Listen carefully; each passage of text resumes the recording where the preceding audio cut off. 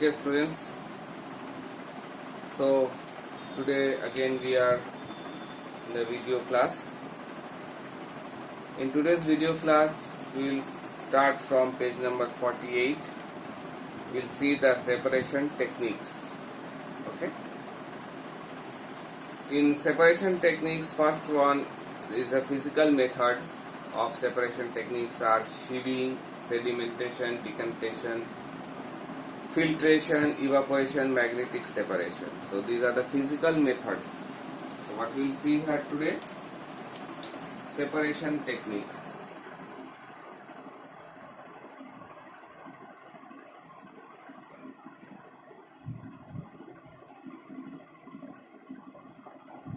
Okay, we will see this separation technique.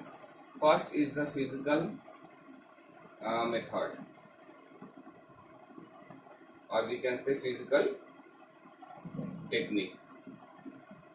Okay, under physical techniques, so many techniques comes. That is hand picking,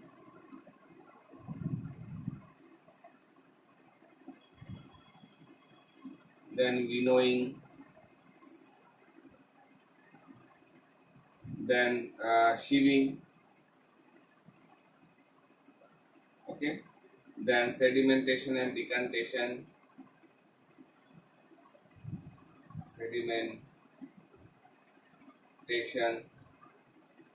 and decantation. After that, magnetic separation.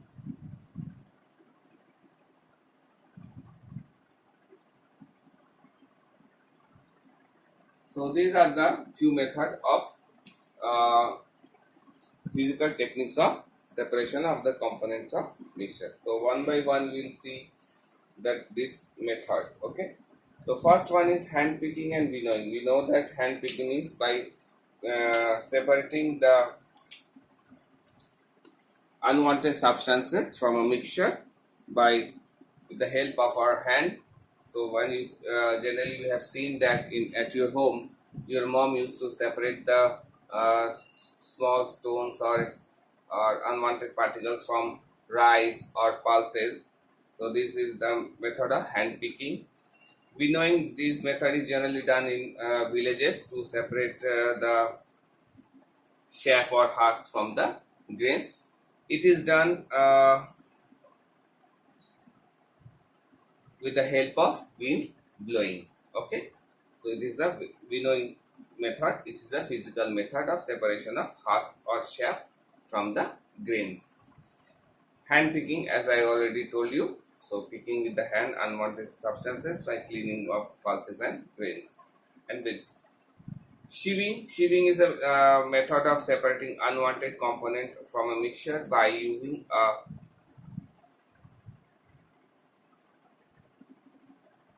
sieve, that is called chakni.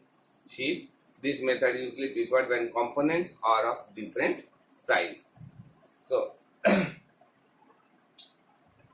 so when the mixture is placed on a sieve, the sieve is shaken and the smaller particles falls down through the holes of the sieve whereas the larger components remains on the sieve.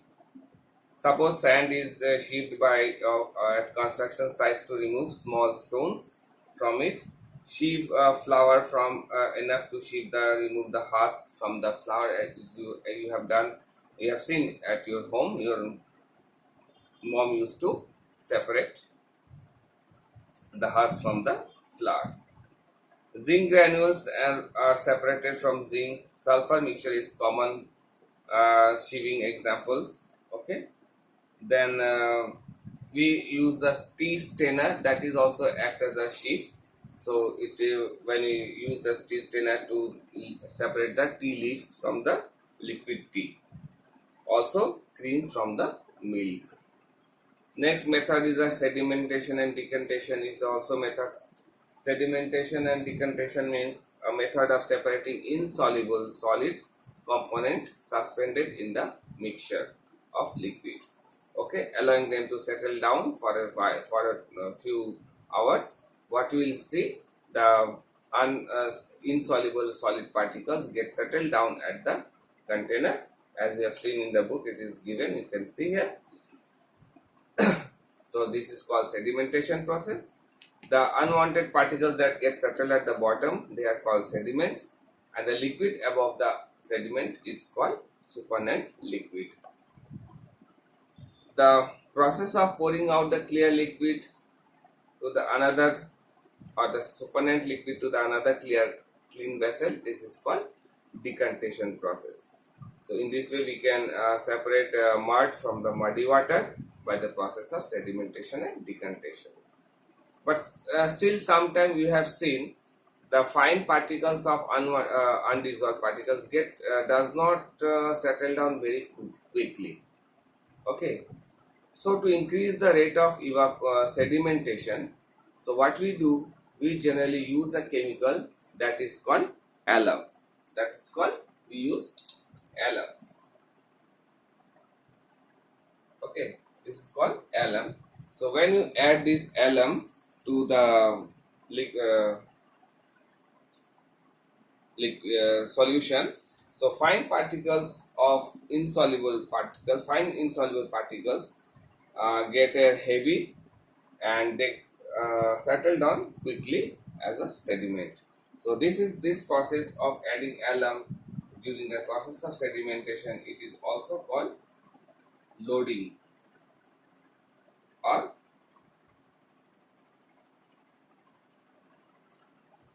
coagulation. It is also called loading or coagulation.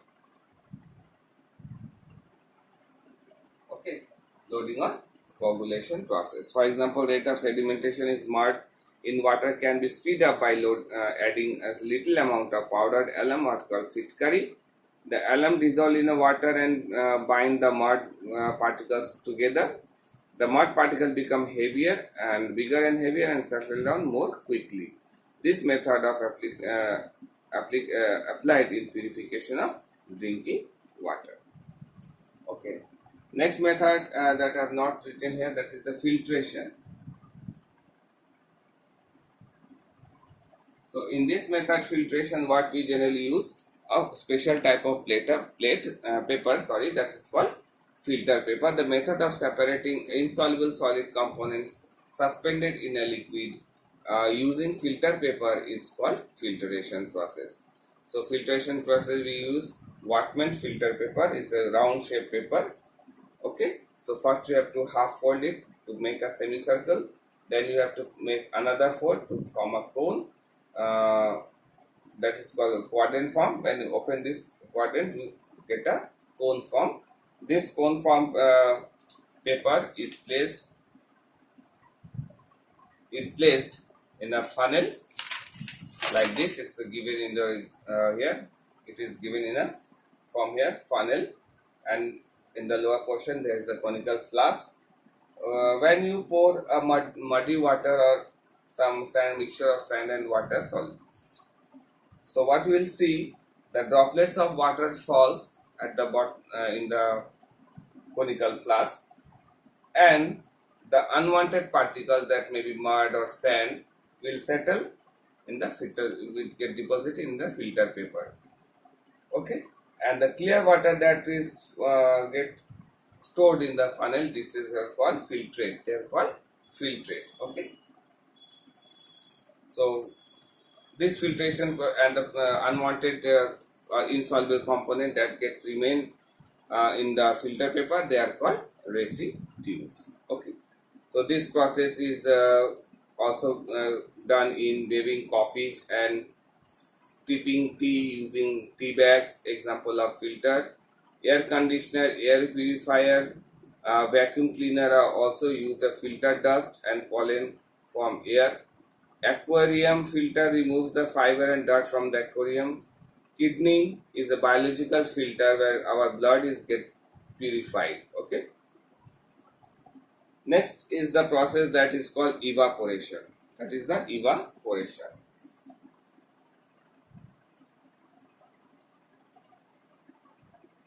So evaporation, this method generally we use to get salt from the sea water. very common method. The process of changing substances from liquid state to gaseous state to temperature at below the boiling point is called evaporation. So heating increase the rate of evaporation. Evaporation can be also obtained by solid components from a homogeneous mixture of solid and liquid. This method is in liquid is evaporate completely and will get the solid particle remains behind. So in this process, by we get salt can be separated from salt solutions. As such, from seawater we are getting the salt. Next process is called the crystallization.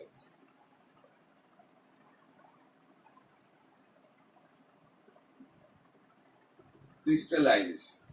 So crystallization is another method. In this method, crystals of a solid having a fixed geometric shape. Their fixed geometric shape. Crystallization is a method of separating as well as purification is also done. In a crystallization method, we use the separation process also and for the purification also. Both these processes we use the crystallization method. For example, it is a control evaporation. It is done in a control evaporation. The solution is first heated in increased rate of evaporation. So when very little solvent is left in the solution, then the heated solution is allowed to evaporate slowly. Okay. So gradually small crystals start developing, which grows in a size. Okay. So this crystal they form a desired shape and size, and they are called crystals. And the whole process we are called crystallization process. So we get sugar crystals are manufactured, means the sugar crystal means called the mishri. Okay, we made the mishri from sugar solution by the process of crystallization. It is also done in pharmaceutical industries to purify the drugs. Okay, and the next process is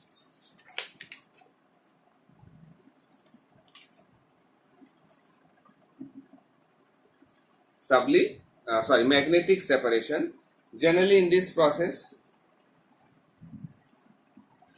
generally in the magnetic separation process, what we need, one of the component in the mixture should be a magnetic substances. For example, if you take sulfur and a mixture of iron plus sulfur. So when you take the mixture of iron and sulfur, you take a magnet and you rotate around in the mixture. What we'll see, the iron filings will get attracted by the magnet, and in this way iron can be separated from the mixture of iron and sulfur will remain in the watch glass, okay, or the dish in which you are doing the experiment. So this is the experiment which is done in there, is given in your book. Okay, and next process is the sublimation process. You know, this sublimation process is another process.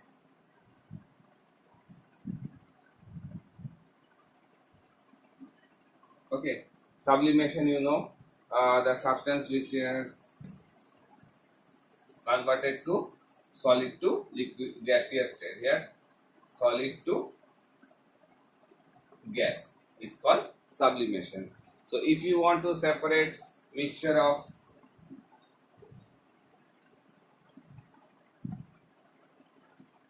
ammonia plus sand, so what we have to do here, so you have to take this mixture in a watch glass, cover the watch glass with the help of a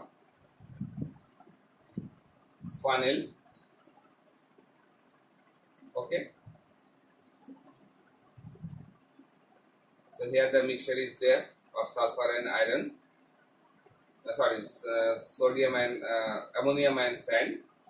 So now you have to heat here with the help of a burner and cover the mouth is with a cotton plug. You have to cover this.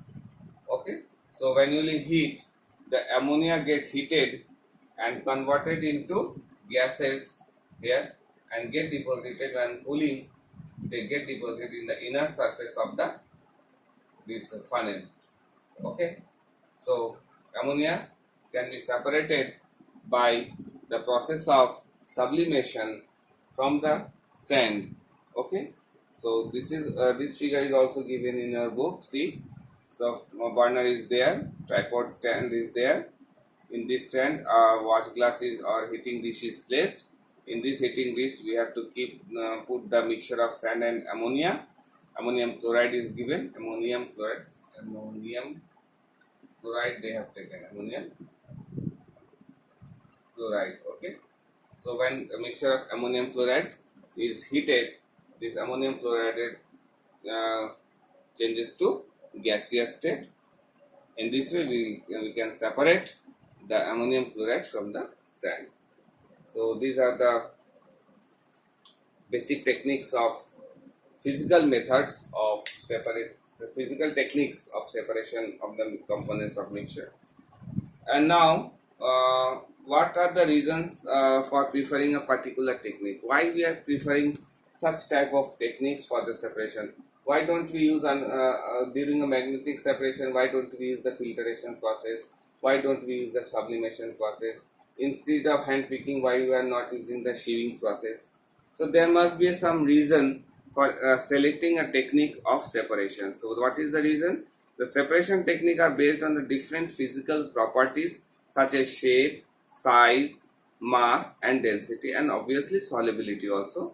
On depending upon this, we have to select the separating techniques. Any physical method or chemical method also, we have to choose the method according to these properties. So separation technique essentially should be economical also. It should not affect the physical and chemical properties of the element present in the mixture.